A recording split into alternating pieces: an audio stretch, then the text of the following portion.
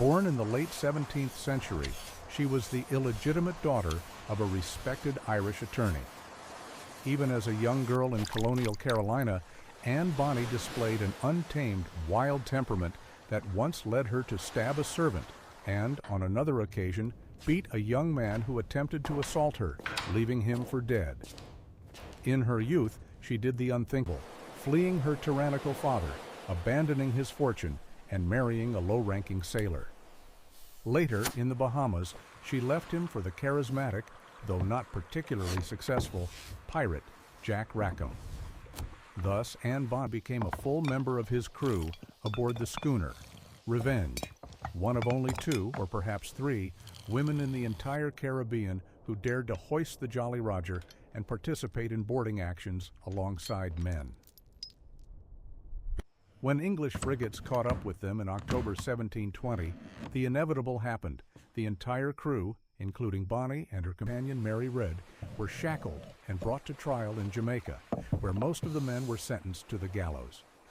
But forget the romantic tales of a fearless warrior who single-handedly fought against superior forces, spilling blood for pirate freedom. This is not a story of a heroine, but of survival, desperate choices, unthinkable cruelty, and the grand mystification that lies behind every pirate flag, a mystification we shall now dissect. Behind this mystification lies not romance, but the brutal reality of a formative environment. Anne Bonny was not born a pirate. She was forged in the crucible of colonial Carolina, where survival, not gentlemanly honor, reigned supreme. Born out of wedlock, she bore a stigma from childhood, despite her father's status as an Irish attorney. His respect in society did not extend to his illegitimate daughter, who was condemned to live in the shadows, under the oppression of hypocrisy and double standards. This environment, steeped in hidden condemnation and de facto rejection, became fertile ground for her rebellious spirit. Her famous wild temper, as described by chroniclers, was not merely the whim of a spoiled girl, but the manifestation of a profound inner conflict, a desperate attempt to assert herself in a world that denied her a place. Stabbing a servant was not just a flash of anger, but an expression of deeply rooted aggression, born of powerlessness and injustice. And then, in one of the darkest moments of her youth, when she was attacked by an assailant, this wild temper manifested in its full, primal power. She didn't just resist, she beat him senseless, turning herself from victim into an instrument of retribution. This was not a heroic confrontation with evil, but a shocking, instinctive act of survival that changed her forever. This incident became a watershed moment for her, her personal point of no return. Confronted with her own ruthless power, unleashed in that moment, she permanently cut herself off from a conventional life. The wild, uncontrollable force that manifested within her made her an outsider to a world that could not accept her. And instead of being broken, she turned this force against it. Her escape from her father, her rejection of his fortune, and her marriage to a petty sailor were not acts of naive love, but cold calculation, a desperate attempt to break free from a gilded cage, from suffocating lies. She sought not happiness but freedom, even if that freedom led to an abyss. The Bahamas, a haven for outcasts and adventurers, became a logical continuation of this path. Here, among those living outside the law, her wild nature, her experience of survival, and her readiness for violence were not vices, but valuable assets. Her encounter with Jack Rackham was no accident. It was a meeting of two souls, each seeking an escape in a world that rejected them. Anne Bonny did not join the pirates for gold or glory, of which, as we shall see, Rackham had little. She joined because there, aboard the Revenge, she could finally be herself, without pretense, without stigma, without chains.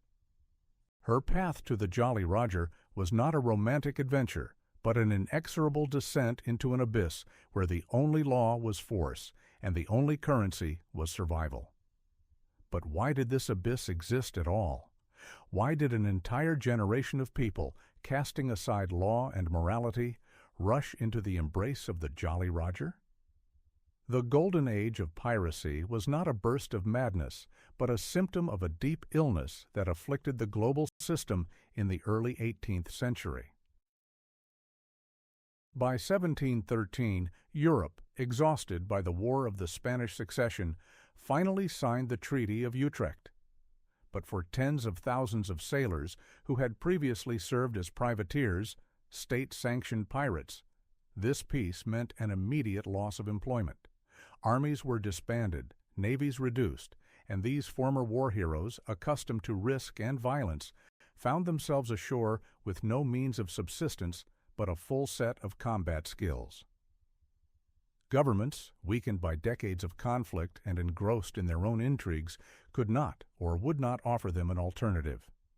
Yesterday's defenders of the crown became an undesirable element, and the Caribbean Sea, with its countless islands and poorly guarded trade routes, became an ideal refuge and source of income for them.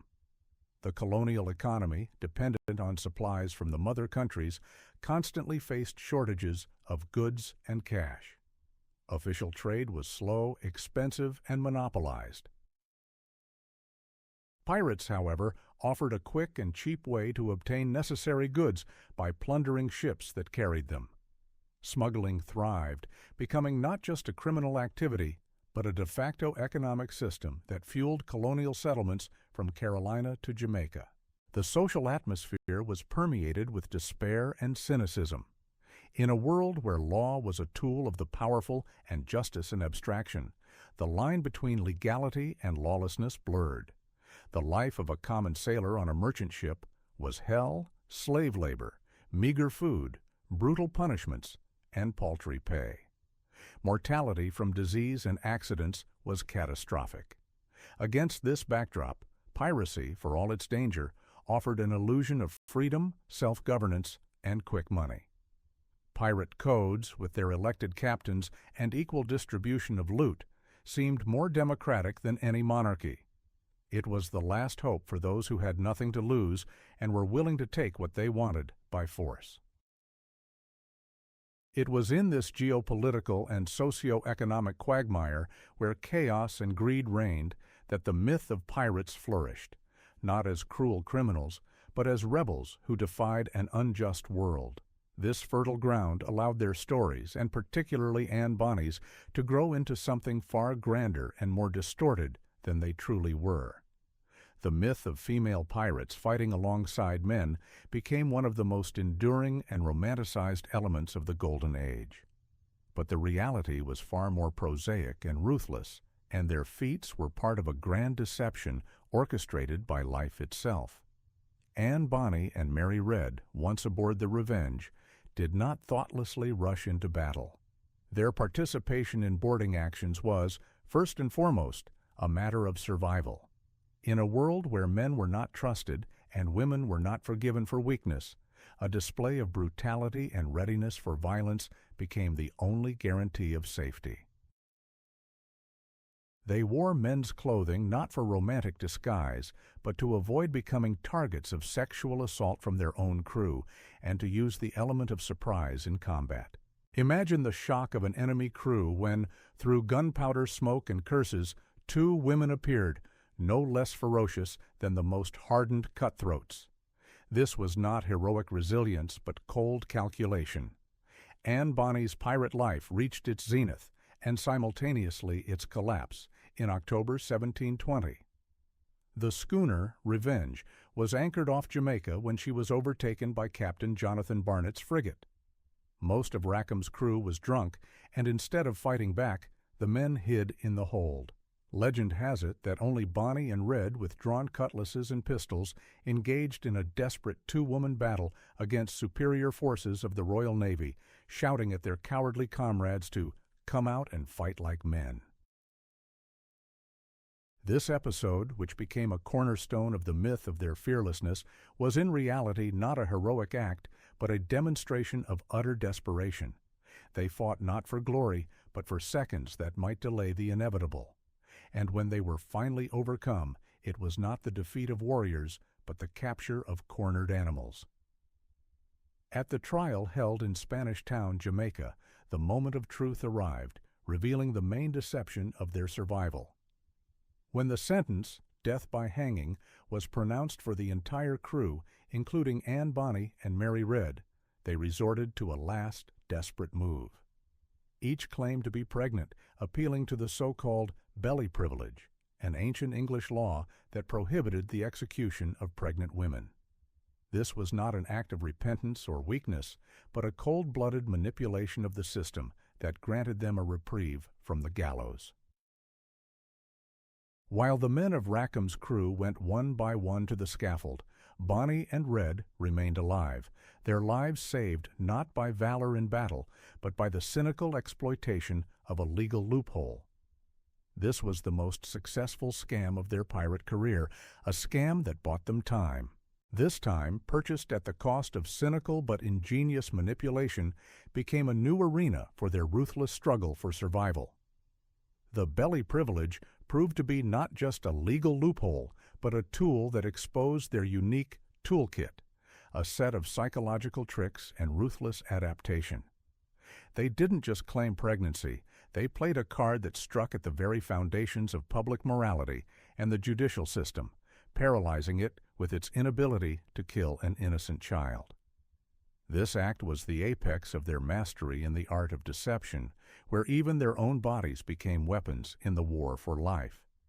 Their famous wildness was not aimless rage, but a carefully calibrated force. Aboard the Revenge, it manifested in fearless participation in boarding actions, where the sight of women fighting alongside men sowed confusion and terror among the enemy. This was not only a physical, but also a powerful psychological blow, creating a mystical aura around their figures. They did not need charisma in the usual sense. Their charisma was their absolute, shocking unpredictability. They played not on greed, but on fear and surprise, turning every action into a performance that guaranteed them not only survival, but also a legend.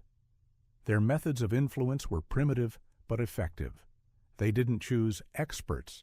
They became experts in their own world, experts at breaking rules, at surviving on the edge, at transforming weakness into strength. Their blatant disregard for gender roles, their readiness to go to extreme measures, their capacity for transformation, all of this created an aura around them that spread by word of mouth, accumulating new, even more fantastic details. It was a primitive but extremely effective way of creating buzz that ultimately transformed them from criminals into folk characters. Their personal capacity for adaptation knew no bounds. From a rebel in Carolina to a pirate, from a pirate to a prisoner, from a prisoner to a petitioner for mercy based on pregnancy. Each step was not a surrender of ground, but a transition to a new level of the game, where the rules changed, but the goal remained constant, to survive at any cost. They were not tied to any ideology or code, except the code of self-preservation. When Mary Read, exhausted by fever, died in prison, her death was just another confirmation of the brutality of this game. But Anne Bonny, using the reprieve, disappeared from official chronicles, dissolving into a mist of speculation. This disappearance became her last, grandest scam, a scam that left her fate to the myth, forever cementing her image as an elusive devil who even managed to outwit the justice system.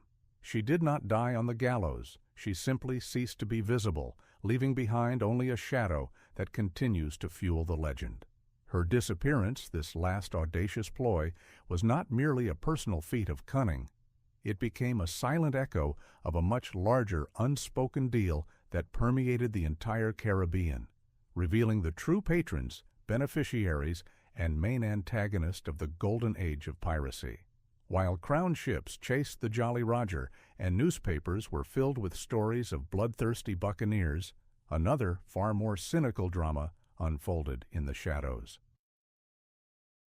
The true beneficiaries of the pirate chaos were often those who publicly condemned it, colonial merchants, governors, and even high-ranking officials. Their warehouses overflowed with contraband, their pockets swelled with illegal deals, and their reputations remained impeccable thanks to the ostentatious condemnation of the very pirates who enriched them. Examples are numerous. Governor Woodes Rogers of the Bahamas, who proclaimed a merciless war on pirates, himself had to turn a blind eye to their presence when the colony needed goods.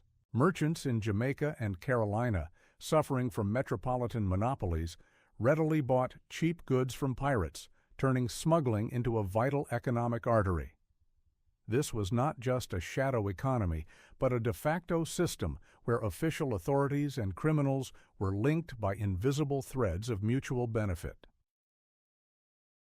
Pirates, in essence, acted as unofficial suppliers, and respectable citizens were their clients, creating a vicious cycle of dependency far stronger than any maritime code. The true antagonist, whose shadow stretched over all this chaos, was not merely the crown, but its predatory, insatiable machine of colonialism. The British Empire, exhausted by wars, needed resources and control, yet proved unable to offer a decent alternative to thousands of demobilized sailors. It was the empire itself, with its rigid economic monopolies and indifference to the fate of ordinary people, that created the fertile ground for piracy. When pirates grew too strong, threatening not only shipping but imperial trade itself, the Crown launched demonstrative campaigns to eradicate them. Captain Jonathan Barnet, who captured Jack Rackham and his crew, was merely an instrument of this dual policy. His feat was not the result of a heroic struggle against absolute evil, but a pragmatic elimination of an undesirable element whose existence was becoming economically unprofitable for the mother country. Anne Bonny's story, her wildness, and her ability to survive fit perfectly into this complex, hypocritical reality.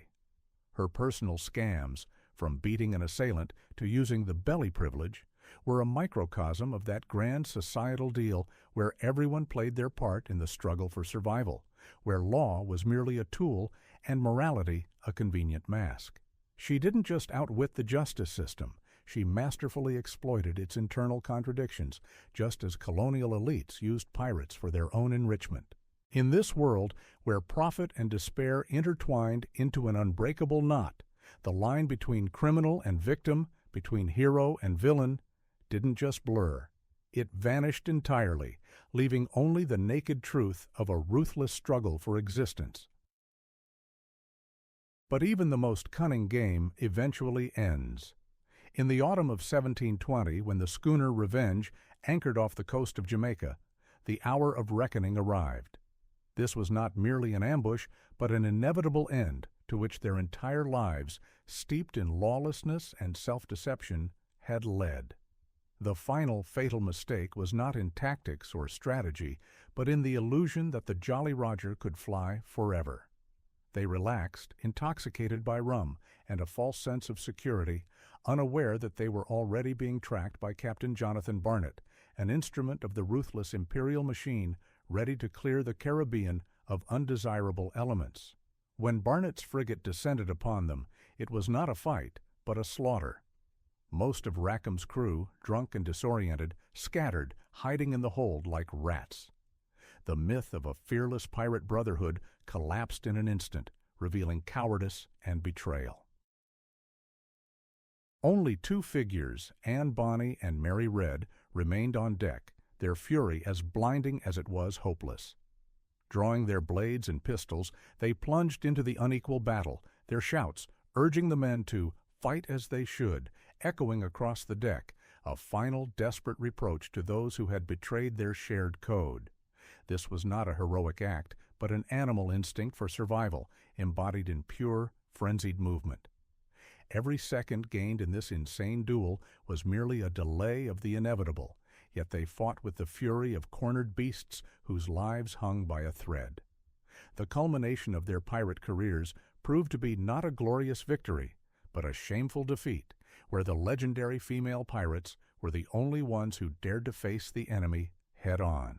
When they were finally overcome, it was not the capture of warriors, but the apprehension of the last ones who refused to break.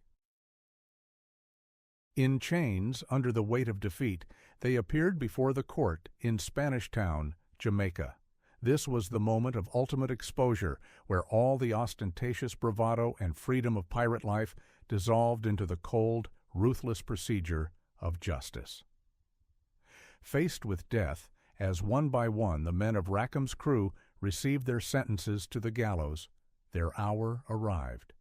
It was here, in the courtroom before the judge and jury, that Anne Bonny and Mary Read played their last, most audacious card. They did not beg for mercy. They coolly declared their pregnancies, appealing to an ancient law known as the belly privilege.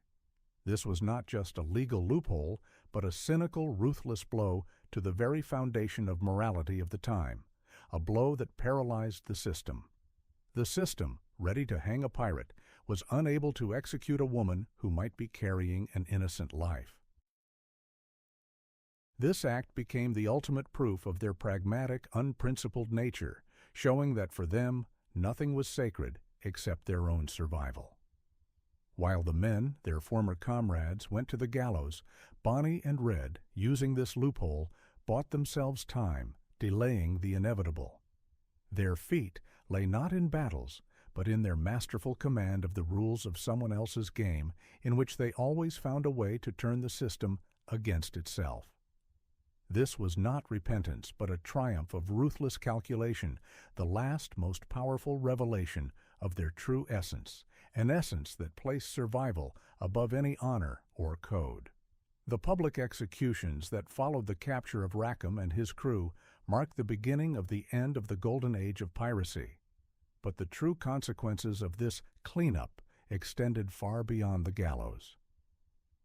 The Caribbean Sea, once transformed into a giant black market, was now subjected to strict control.